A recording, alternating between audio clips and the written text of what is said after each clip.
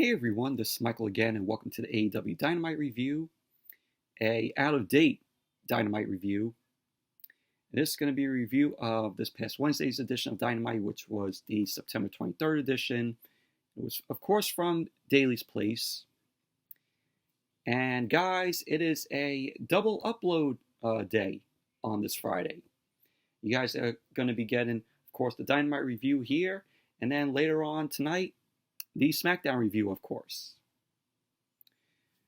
But Dynamite for this week, I thought it was a solid show. I really enjoyed Dynamite this week. I'm also going to go over the results from Late Night Dynamite, which aired after the NBA playoffs early Wednesday morning. It aired about after 12:30. So I did watch Late Night Dynamite. And if you guys, throughout the video here, drilling and banging, that's my, neighbors downstairs. They're fixing up the apartment downstairs. They're, going to move down there. So sorry if you hear drilling and hammering, banging, and all like that. But let's get on with the Dynamite review. Of course, like I said, go over the results for Late Night Dynamite. So the match that kicked off Late Night Dynamite was Scorpio Sky versus Ben Carter. And also throughout Late Night Dynamite, Jericho was on commentary, which it was awesome to hear Jericho once again back on commentary. But we had the first match, Scorpio Sky versus Ben Carter, which was a amazing good match, in my opinion, between these two. Ben Carter, very fast when he's in the ring. Him and Scorpio Sky end up getting offense on each other. And it was just an amazing match. Scorpio Sky ended up getting the win. So there you go. But overall, amazing match between those two. Go back, if you haven't watched this match, go back and watch it.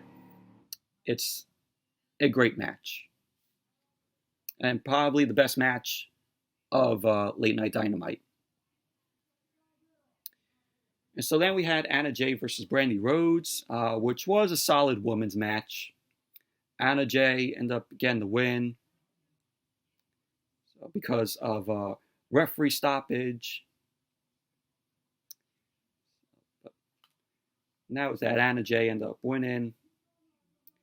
Then for the main event of Late Night Dynamite, we had Matt Sydal versus Shawn Spears. This was a good match, in my opinion. Back and forth between these two. At the end of the match, you had Shawn Spears end up getting the win, defeating Matt Sydal. There you go. There are your results for Late Night Dynamite from early Wednesday morning. But that Ben Carter versus Scorpio Sky match, you guys have to check out that match. Absolutely, like I said, amazing match, great match between those two. They put on one hell of a match. So now let's jump right into the Dynamite review. So Dynamite kicked off on Wednesday with a tag team match. And we saw the in-ring debut of Miro. So it was Miro and Kip Sabian versus Sonny Kiss and Joey Janela. And before the match got underway, we had Kip Sabian and Penelope Ford. They made their way out to the ring. Kip Sabian then got on the mic, and he ended up hyping up the in-ring debut of the best man, Miro, aka Rusev, as we all remembered him in WWE. So Miro then made his way out, and then Sonny Kiss and Joey Janela made their way out, and before the match got underway, Janela ended up cutting a promo, and he ended up saying that Kip Sabian has made a bad mistake of asking Penelope Ford to marry him. Janela ended up saying that he and Sonny Kiss are on the expressway to victory in AEW. So we had, that little promo from Joey Janela. And then the match got on the way. We had Kip Sabian and Sonny Kiss start off the match. Kip Sabian was kicked by Sonny Kiss because Sonny Kiss ended up beating the hell out of Kip Sabian. And Kip Sabian finally then decided to tag in Miro. Janela ended up tagging in. And, we were going to get, Joe Janela and Miro. But Kip Sabian decided to tag back in and take out Joey Janela. Sabian ended up delivering a big shot to Joey Janela, which dropped Janela to the mat. We had crowd chants of "We want Miro." So then eventually we had Sonny Kiss end up doing a standing moonsault to Kip Sabian. Sonny Kiss went for the cover. Sabian ended up kicking out at 2. And then Miro came into the ring and delivered a cheap shot to Sonny Kiss's back. So Sabian was able to fight Sonny Kiss to the back of the corner. He ended up tagging in Miro. Miro came in and he ended up dropping Sonny Kiss, ended up planting Janela, to the mat. The crowd was really behind Miro here, and seeing Miro here in the ring, was good. He moved well, and it was finally awesome to see him in the ring again. So there was a point where Miro ended up tweaking his left knee. He was selling the knee injury because Miro tried to go after Joey Janela. Janela ended up tossing Miro over the top rope, and Miro went down to the floor, and that's where Miro ended up tweaking his knee. He was selling the knee injury, and we had, at the end of the match, Miro and Kip Sabian end up winning the match. Miro ended up delivering a big kick to Sonny Kiss's face. So he ended up stomping on Sonny Kiss's back, ended up locking in the accolade. Sonny Kiss ended up tapping out. So there you go. Miro and Kip Sabian end up winning the match. But overall, this was a very good match. Very good tag team match. Good to see Miro in the ring. He looked great. He was awesome here. And love that the crowd is behind him. But hopefully soon, the crowd will start chanting Miro Day. Because then Miro will finally have, his day. And of course, AEW wouldn't kill that, unlike WWE when he was Rusev. We had the whole Rusev Day thing and how hot that was, and WWE decided to kill that off. But hopefully, we get like Miro Day, chants from the crowd here, for future things with Miro. But we'll see what happens. At least Miro will get the respect that he deserves. So then after the match, Eddie Kingston made his way out to the ring. Kingston got on the mic. He ended up saying that he wants to talk to all the people. He let everyone know that it's going to be him versus Jon Moxley in the main event for the AEW World Championship. And originally, this was supposed to be Moxley and Lance Archer. Well, apparently news broke out. Lance Archer ended up getting tested positive for COVID. So he had to quarantine himself. So Lance Archer got replaced by Eddie Kingston. And so Kingston ended up saying once again, like we all forgot, but we didn't forget, how he always says, "Oh, I wasn't eliminated from the Casino Battle Royal." All right, Mr. Kingston, please stop saying that because we all know you weren't eliminated from the Casino Battle Royal. now you're just starting to sound like a broken record here. So he ended up saying that, in 18 years in wrestling, he ended up saying that he's earned a damn shot. Kingston ended up saying that he and Moxley were cut from the same cloth. And he ended up saying, but Moxley went off as that he sold his soul to the devil of sports entertainment. So Kingston ended up calling out Moxley, ended up saying that before the match, he wants to look into Moxley's eyes. So then Moxley's music ended up hitting. He ended up heading to the ring, ended up coming down from the stands of the Daily's place, and he looked pissed off. So Moxley got into the ring. He went face to face with Eddie Kingston, and they were staring, at each other. They were talking some trash. Referees and officials end up coming out to try to try to separate them, so nothing will go down. So no chaos will go down between Moxley and Kingston. So now is that. So, but Eddie Kingston, good promo from Eddie Kingston here. At least he got a shot at the AEW World Championship, even though it was supposed to be Lance Archer in that fighting Moxley for the title. So then we had Evil Uno versus Hangman Adam Page. Of course, once again, Kenny Omega ended up joining the commentary table alongside Tony Schiavone, JR, and Excalibur. But the match itself, it was a okay match, in my opinion. We had Hangman Adam Page looking over to Kenny Omega at the commentary table before he got into the ring.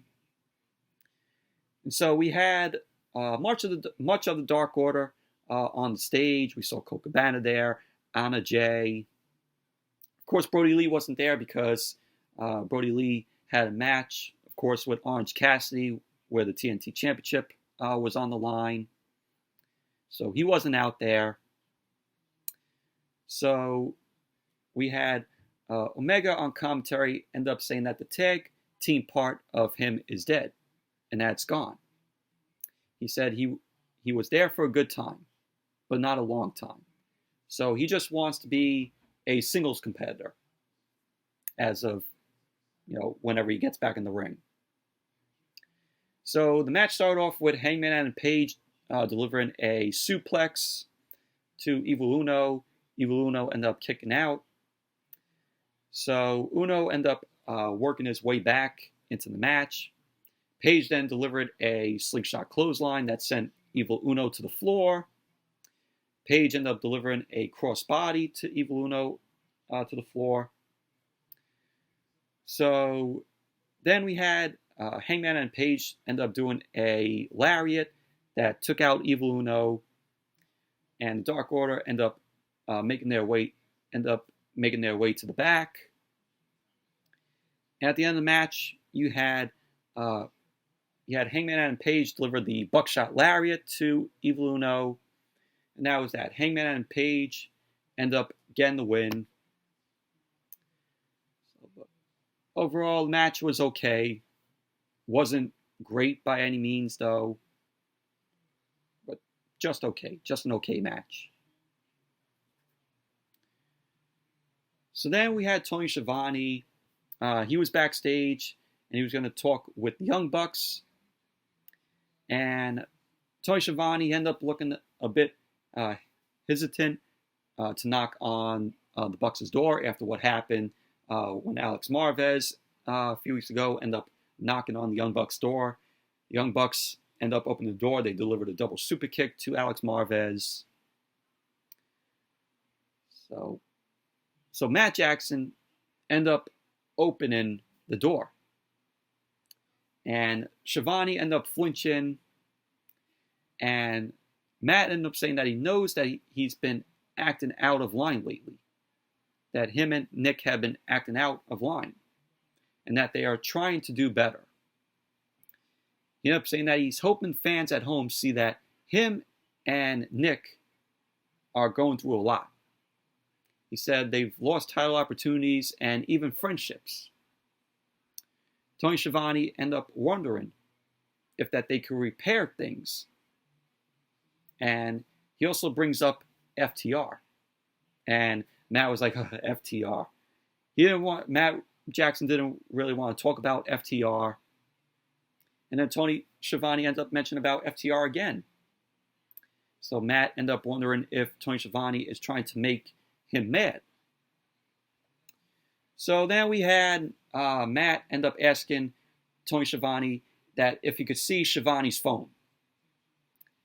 Schiavone ends up handing over the phone to Matt. And then Matt ends up smashing Tony Schiavone's phone against the wall. And, the phone, the phone was cracked, in the front. And then Matt ended up tossing some cash to Tony Schiavone. He ends up telling him, you could get an upgrade phone. So Matt then ended up heading back into the locker room. And that was that. So, the screen of the phone was cracked, because of Matt doing that. So, and that was that, though. But I found that pretty funny when Matt ended up smashing the phone against the wall.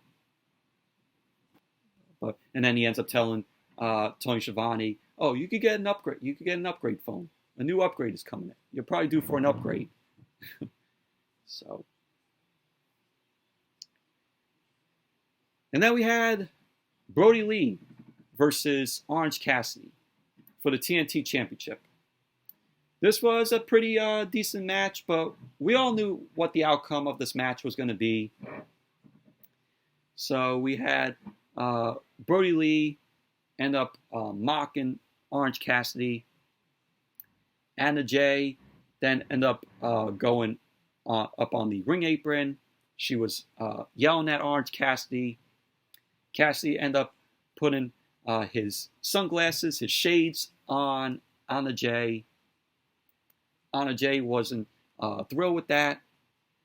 Brodie Lee then ended up going over and takes the shades off of Anna Jay, and he lets the shades drop to the mat. So then we had Cassidy then end up putting his hands in his pockets, and the match ended up starting. And he was doing the leg kicks, what the crowd does when Orange Cassidy lays those leg kicks. So then Brodie Lee then ends up stomping on his shades, on Orange Cassidy's shades. And then he smacks the hell out of Orange Cassidy.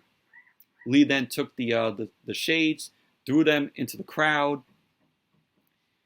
And then we had Orange Cassidy was sent out to the floor. Brodie Lee ended up continuing to beat up on him. And we saw Brodie Lee end up distracting the referee, and the rest of the Dark Order end up stomping away on Orange Cassidy. We had a Brodie Lee sucks chant from the crowd. And John Silver, Brodie Lee was barking at John Silver because he was beating up on Cassidy. And John Silver here, like whenever Orange Cassidy took off his jacket, he was like going crazy outside of the ring, just stomping on Cassidy's jacket before the match even got underway, which I thought was hilarious. So at the end of the match, you had Brodie Lee end up winning the match, where Brodie Lee ended up delivering a discus lariat to Orange Cassidy. And there you go. Brodie Lee ended up winning the match, still retained the TNT Championship. But post-match, we had a return. So the lights end up going out for a minute. And we had Cody making his return. Cody came out. He didn't have his blonde hair anymore. He now has dark hair. And he went into the ring and he took out members of the Dark Order. Brodie Lee was nowhere in sight here. So he ended up destroying 5 of the Dark Order. He puts 5 in the figure 4 leg lock in the middle of the ring. And basically that was that. Cody ended up taking out most of the Dark Order. But Cody is back. Looks like he wants to get back his TNT Championship from Brodie Lee. So we'll see about that. But what a moment of Cody returning. So then we saw Anna Jay. She ended up scaring off Dasha. And so Brodie Lee ended up taking the mic. Brodie Lee was pissed off with what he saw with Cody returning. And Brodie Lee ended up saying that he can't believe Cody would try to take his thunder after all these weeks of his hard work. So Brodie Lee ended up mentioning that, he beat up his brother, Dustin. And Anna Jay ended up beating up his wife, Brandy. So Brodie ended up saying that Cody is no man. He ends up calling him a coward. Brodie Lee then ended up offering a match, a dog collar match, against Cody. So Brodie Lee ended up telling Cody that he has 1 week, that Cody has 1 week to answer him. And so Brodie Lee ended up saying to Cody, "Are you a man or are you a coward?" So basically he's addressing Cody. If Cody would answer him, if Cody would answer Brodie Lee to have this match. But that was that. And then Matt Hardy ended up making his way to the ring with Private Party, with Isaiah Cassidy and Mark Quinn. Hardy Party. So Hardy Party ended up coming out. Matt Hardy ended up limping his way to the ring after he got attacked last week backstage. Matt Hardy was trying to figure out who was the person who attacked him backstage last week. So Matt Hardy ended up listing off a bunch of people. He ended up mentioning Brodie Lee. He ended up mentioning Jericho and Hager. But he ended up saying that he feels like Jericho is his prime suspect. He thinks that Jericho ended up attacking him backstage. So he ended up saying that Jericho can say that he's the demo god, but he's just an asshole.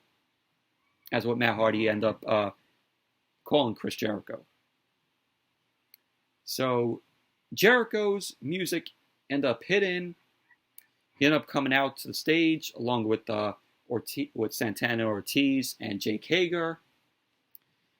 Jericho ended up mocking Matt Hardy's birthday because it was Matt Hardy's birthday on Wednesday. And I thought it was funny. I actually laughed when Jericho ended up mocking Hardy's birthday. He was like, "Happy birthday." And then he ended up bringing out how Matt Hardy put Sammy Guevara out of AEW after the match. And he ended up saying, who knows when Guevara is coming back. So Jericho ends up saying that, Sammy Guevara, he's back right now. So Sammy Guevara makes his return. Guevara ends up running out. He ended up giving Jericho a hug. Jericho ended up saying that Matt Hardy should know better than Jericho, just taking him out with a bat. Jericho ended up saying that if he did it, he would make sure Matt Hardy would see him eye to eye when he did it. So Jericho ended up wondering if Hardy wants to get hit with it now. If he wants to get hit with the bat. So Matt Hardy then ended up wanting to fight. So then Private Party tried to cool Matt Hardy down a bit. Mark Quinn ended up saying that he's cleared and that he could take him out. So Cassidy then ends up taking the mic and says he issues Jericho a challenge, one-on-one next week. So Cassidy ended up saying that nobody expects him to win. But he says, what if a 21-year-old from Brooklyn beats the legendary Chris Jericho? He ended up saying, what if I make Chris Jericho my Le Champion bitch? So that was how the promo ended. But you just had Jericho just giving like a smiley grin there.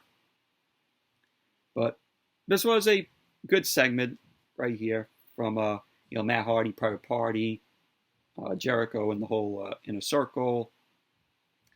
I forgot to mention about Sammy Guevara. There was a video that surfaced where they had the AEW guys. They were at a Jaguars game last night, and there was a point where a guy in a Jaguar costume delivered the RKO to Sammy Guevara, and Sammy Guevara went right into the pool, which was hilarious. You might find it here on YouTube if it's posted or somewhere on social media, but it was hilarious though. But it pissed Sammy Guevara off, and right as the video ended, Guevara got right out of the pool, and he tried to attack that guy that person in the Jaguar costume, but the video ended abruptly there. But it was funny though. But you guys gotta check out that video though. I was laughing. So then we saw FTR was out, of course, alongside Tully Blanchard. Tony Schiavone was interviewing them to explain the 20 minutes with greatness stipulation with FTR.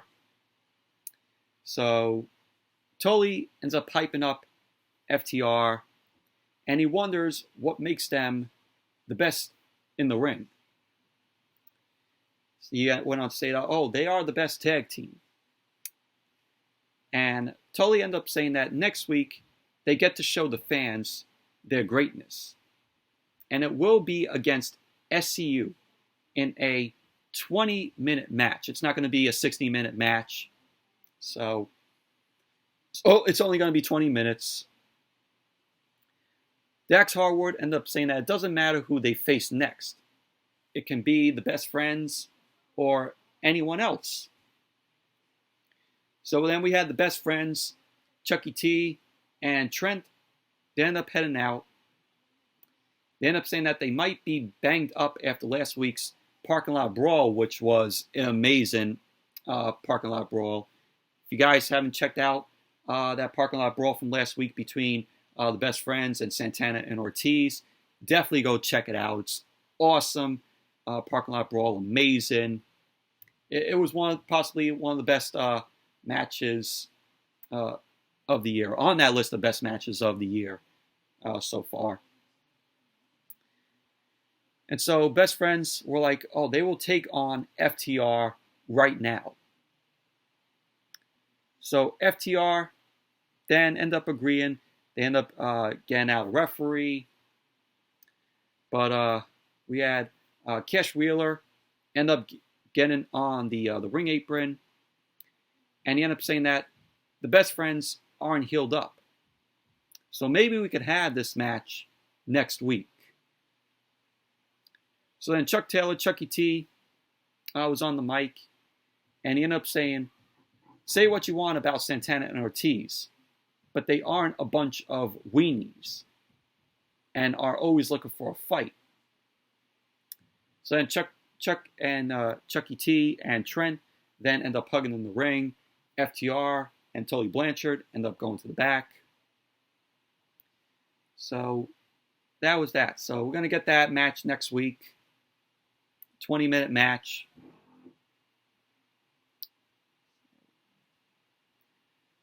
Then we had the women's tag team match. We had Thunder Rosa and Hikaru Shida versus Ivelisse and Diamonte. This was a solid women's tag team match. We had Thunder Rosa and Hikaru Shida being up on Diamonte on the floor. We had Rosa end up tagging in. Hikaru Shida end up hitting a suplex to Diamante. Went for the cover. Diamante ended up kicking out at 2. At the end of the match, you had Hikaru Shida and Thunder Rosa win the match, where Hikaru Shida ended up clocking Diamante with a running knee. There you go. Hikaru Shida and Thunder Rosa end up winning the match. But I thought Shida and Rosa ended up making, a good team here for this match.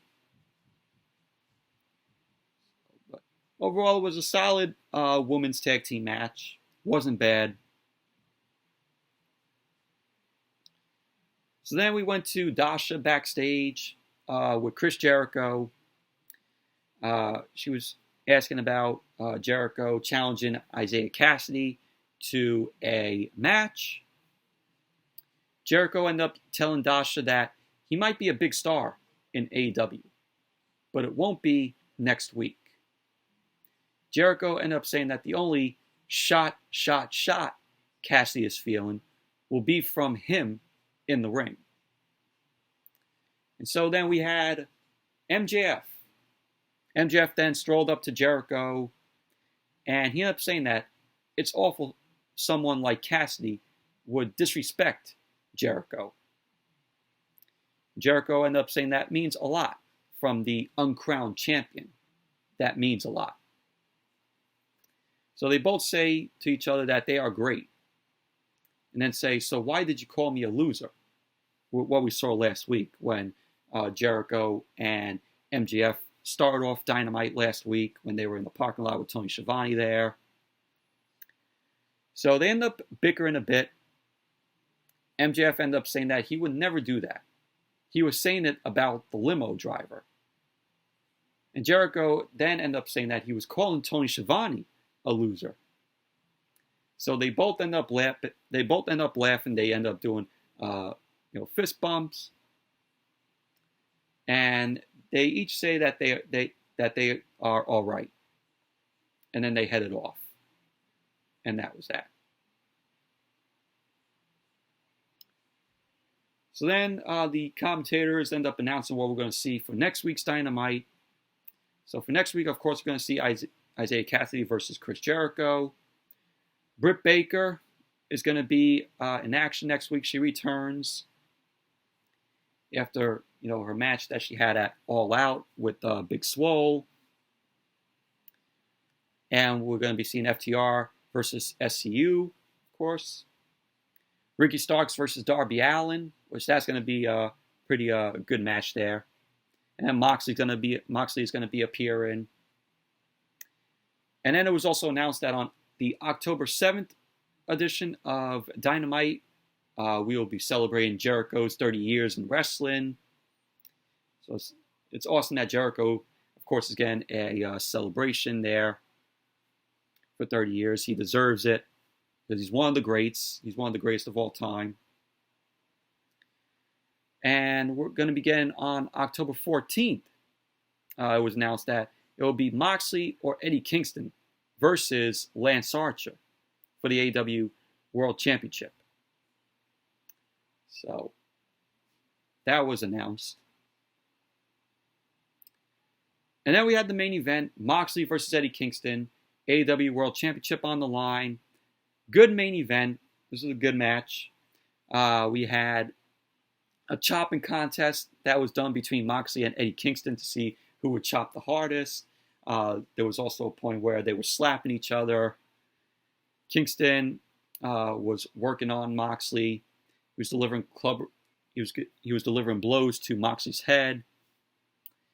And we had Moxley end up kneeing Kingston out to the floor, end up hitting a suicide dive, and then a suplex to Kingston. And Moxley ended up sending Kingston back into the ring. Moxley ended up delivering the pile driver. And Moxley went for the pin. Kingston ended up getting his foot on the rope. So then we had Moxley end up locking in a bulldog choke. and Moxley ended up locking in the sleeper. Then he ended up countering it into a bulldog choke. Sorry about that, but I was saying Moxley ended up locking in the sleeper, and then he countered into the bulldog choke on Kingston. Kingston then ended up passing out. Referee ended up stopping the match. So there you go. Moxley ended up winning. Still retains the AEW World Championship. Post-match, you had the Lucha Brothers, Pentagon and Phoenix, run into the ring. They delivered a double super kick to Moxley. They beat up on Moxley in the corner. Will Hobbs then ended up running out, and he delivers a spine buster to Phoenix. Pentagon ended up turning around and took a punch from Hobbs. Kingston ended up eating the forearm. Lucha Brothers end up delivering the double super kicks to Hobbs. Darby Allin then ended up making his way out. Darby Allin ran out with his skateboard, and he ended up hitting his skateboard to Kingston and Pentagon and Phoenix. So he cleared the ring. He cleared out the ring with them. And then Ricky Starks then ran out. Starks ran out, and he delivered a big spear to Darby Allin. He turned Darby Allin inside out. It was a good-looking spear, though, that Starks laid to Darby Allin. So Taz ended up walking out also. Hobbs, Moxley, and Darby Allin all got beat up by Pentagon and Eddie Kingston and Ricky Starks. Starks then ended up driving the skateboard into Darby Allin. Kingston then ended up barking at Moxley. Then Kingston and them end up standing tall as Dynamite went off the air. And that was that, though. But good match from Moxley and Eddie Kingston. And, at this post-match, I'm like, all right, you have Kingston, you have the Lucha Brothers, you have Ricky Starks, you have Taz come out there, but where was Brian Cage? Where was Cage? I was expecting Cage to come out there as well, though, but he wasn't there.